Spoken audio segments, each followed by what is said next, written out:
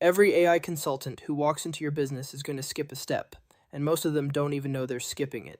They won't tell you. They'll just start building. You find out a year later when the thing they built doesn't fit how your business actually runs, and no one on your team has opened it in 3 months. Had a call last spring with an operations director at a 40-person accounting firm. Sharp guy, already burned once by a $30,000 CRM migration that half his team stopped using within 6 months of go live. First question out of his mouth: which AI platform would I recommend for their client intake process? I told him I couldn't answer that yet. I hadn't seen his intake process. Didn't know where the bottleneck actually lived, whether it was speed, accuracy, follow-up, or something else entirely. He laughed, a little uncomfortable, like that wasn't the answer he expected to get from someone he was hoping would just tell him what to buy. We got on a call 2 weeks later after I'd actually mapped it. Spent those 2 weeks sitting in on his team's calls, reading through old client emails, timing how long things actually took versus how long everyone assumed they took. Turned out the intake process wasn't the problem at all. Intake was fine, honestly better than fine. His front desk person had built a decent system on her own out of sheer necessity. The real bleed was 3 weeks downstream in how engagement letters got routed for partner sign-off. 40% of new clients were waiting 5 or more business days just to get a signed letter back. A third of those clients were cooling off and going quiet during the wait, some of them calling competitors while they waited on a piece of paper that should have taken an hour. He'd been ready to spend $18,000 automating the wrong part of the pipeline on a problem that barely existed, while the real one sat 3 steps further down the chain, completely invisible from where he was standing. That's the tell I look for now. I can usually tell within the first 20 minutes of a conversation whether a business has been pitched correctly before. The test is simple. Are we talking about a tool or are we talking about the business? If it's the tool first, something already got skipped, and it's usually the part that would have told them the tool wasn't even solving their actual problem. There are 4 phases to building AI infrastructure properly. I call it the stitch methodology, because the real job is stitching your existing tools together at the data layer, not bolting something new on top and hoping it plays nice with everything else you're already running. Phase 1. Diagnose. A real audit, not a sales call wearing a diagnostics clothes. I map every process, every place data lives, every silo, every spot where the business bleeds time or money without anyone clocking it. Takes 1 to 4 weeks depending on how tangled things are. For the accounting firm, it took 9 days to find the engagement letter bottleneck. 9 days versus $18,000 spent on the wrong fix. Phase 2. Design. Now that I know where the real bleed is, I design infrastructure built around that specific gap. For that firm, the fix was a simple routing system that flagged letters sitting untouched for more than 24 hours and escalated them automatically. Boring. Cheap. Exactly what the diagnosis called for. Nothing more elaborate than that, because elaborate wasn't what the problem needed. This is also the phase where domain expertise matters more than technical skill. Anyone can ask an AI to design a routing system. Designing the right one requires understanding this specific firm's actual bottleneck well enough to know which 24-hour threshold matters and which routing rule would just create a new backlog somewhere else.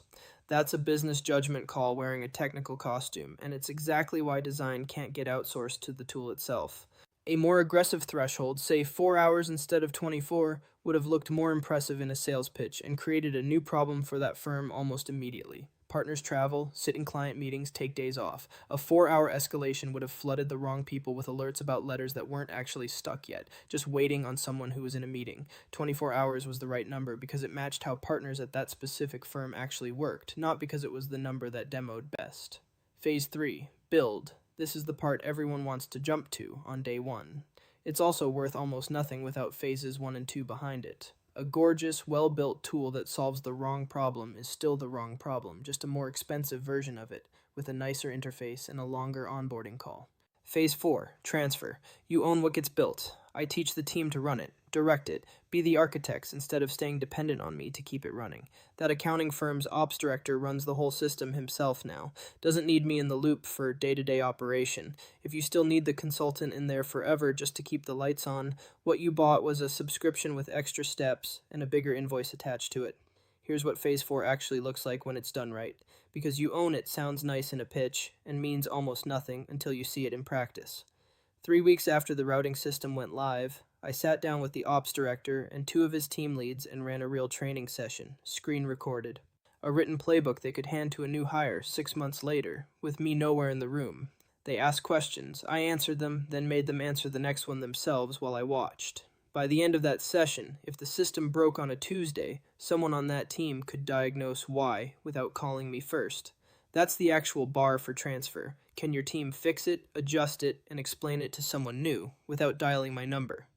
Most consultants start at phase 3. Diagnose doesn't look impressive in a sales deck, and it takes longer than installing software, so it gets skipped. Transfer rarely gets pitched at all because a dependent client renews every month.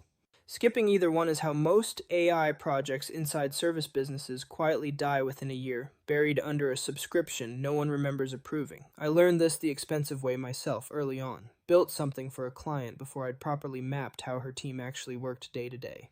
Took 2 extra weeks to unwind and rebuild once I understood what I'd missed. Cost me time I should have spent diagnosing in week 1, and it's the reason I don't skip that step anymore, for anyone, no exceptions. If the first real conversation with an AI vendor is about which tool to buy, the diagnosis already got skipped. You won't feel it right away.